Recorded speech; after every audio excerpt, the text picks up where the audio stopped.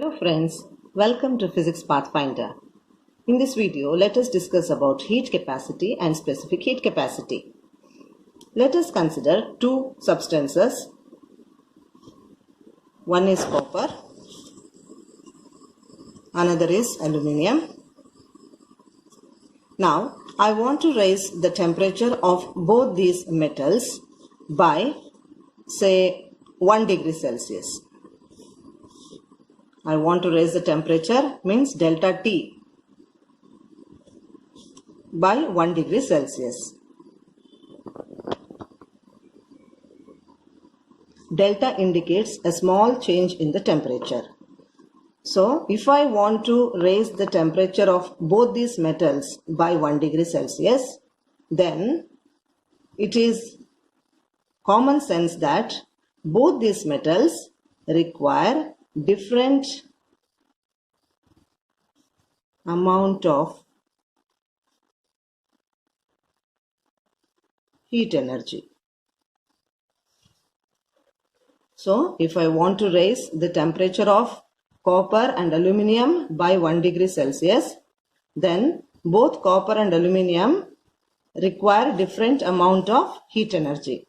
This property of the substances is called heat capacity. It is best expressed in terms of heat capacity. Now, let us define what is heat capacity. Heat capacity is the amount of heat energy required to raise the temperature of a substance by 1 degree Celsius is called heat capacity. This is the definition of heat capacity. Therefore, I can write it like this. Heat capacity is equal to amount of heat supplied by rise in temperature. This heat capacity is denoted by the letter C dash. C dash is equal to amount of heat supplied is denoted by Q and rise in temperature is denoted by delta T. Therefore, C dash will be equal to Q by delta T. This is the expression to calculate the heat capacity of a substance. Now, if you go for the units of heat capacity, we know that the heat energy can be expressed in terms of joules.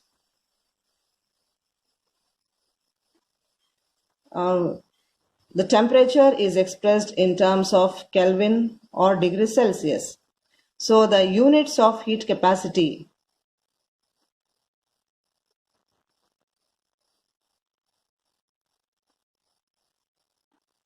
will be joule per Kelvin or joule per degree Celsius. Now, let me give you one example. The heat capacity of a substance is 30 joule per Kelvin. Now, what is the meaning of this statement?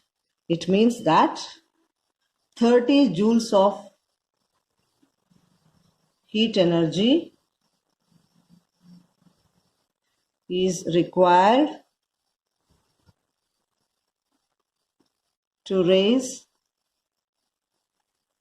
the temperature of the substance by 1 Kelvin. So this is about heat capacity. If we express heat capacity in terms of unit mass, then it becomes specific heat capacity. So, heat capacity, when expressed for unit mass, is called its specific heat capacity.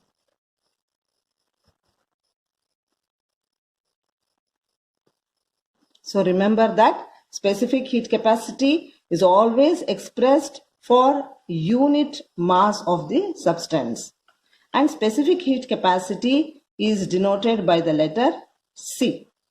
Now, specific heat capacity is equal to heat capacity by mass. Specific heat capacity is denoted by C. C is equal to heat capacity. Already we have learnt it is denoted by the letter C dash by M. But we know that C dash is equal to Q by delta T. So I would like to substitute in place of C dash. Therefore, C will be equal to Q by M into delta T. This is the expression for specific heat capacity. Now, if you observe this expression, C is equal to Q by M into delta T. By looking at the expression, you can express its units also. Q again, it is measured in terms of joules. Mass is measured in terms of kg, and temperature is measured in terms of Kelvin or degrees Celsius. So the units for specific heat capacity will be joule per kg per Kelvin.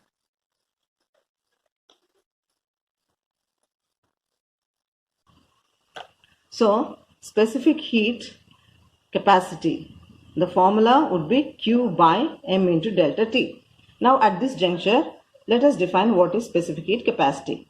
Specific heat capacity is the amount of heat energy required to raise the temperature of unit mass of a substance by 1 Kelvin or 1 degree Celsius. So let me write it for you. Specific heat capacity of a substance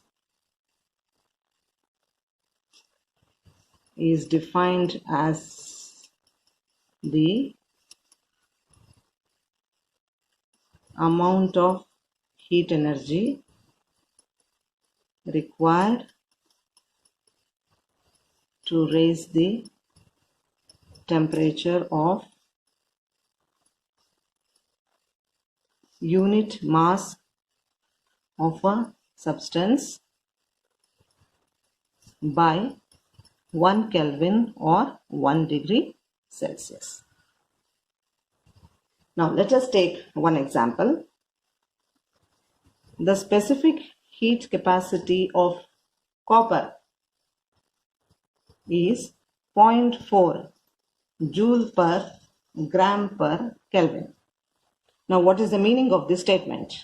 It means that 0.4 joules of heat energy is required to raise the temperature of 1 gram of copper by 1 Kelvin or 1 degree Celsius. Let me write it for you. 0.4 joules of heat energy is required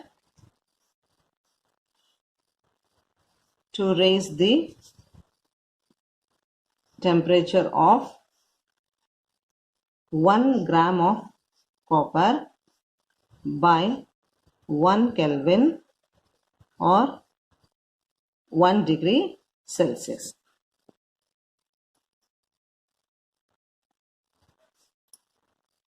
Now here you must note that the specific heat capacity is always defined for unit mass of the substance. Okay, so now we have learned two concepts, two physical quantities. One is heat capacity and the another is specific heat capacity. Always remember that heat capacity depends both on the substance and also the mass. Heat capacity, that is C dash, depends both on substance and mass, whereas specific heat capacity does not depend on the mass, but it is a characteristic property of the substance. Specific heat capacity is defined for unit mass of a substance only. This is very important.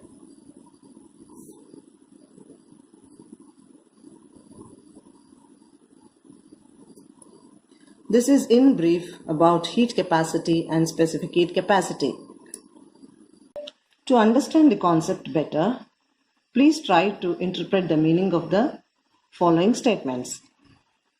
The heat capacity of a substance is 294 joule per Kelvin, and the second statement is the specific heat capacity of zinc is 391 joule per kg per Kelvin. Please give the answers in the comment section. Thank you. If you like the video, please like, share and subscribe.